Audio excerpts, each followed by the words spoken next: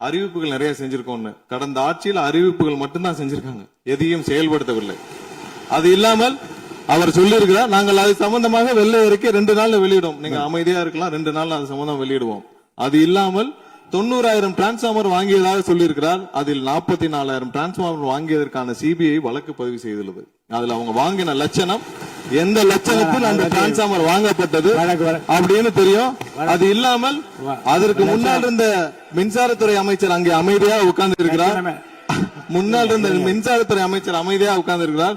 இது தேவையற்ற விவாதத்தை எழுப்ப வேண்டாம். 2 நாட்கள்ல வெள்ளை அறிக்கை வெளியிடப்படும். அதற்கப்புறம்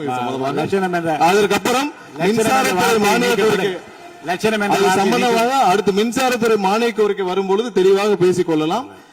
ஏற்கனவே நீங்கள் செஞ்ச எல்லாமே, எவ்வளவு தூரம் டிரான்ஸ்பார்மர் வாங்குனீங்க எல்லாமே சிபிஐல 3 வருடம் கடுமையான போராட்டத்திற்கு அப்புறம் சிபிஐல வழக்கு இருக்கு. எல்லாம் விரிவாக மின்சாரத்துறை மானிய கோரிக்கை பேசிக்கலாம். 2-3 நாட்களில் வெள்ளை அறிக்கை வெளியிடப்படும், அப்போ பேசிக் கொள்ளலாம். வழக்கு விசாரணை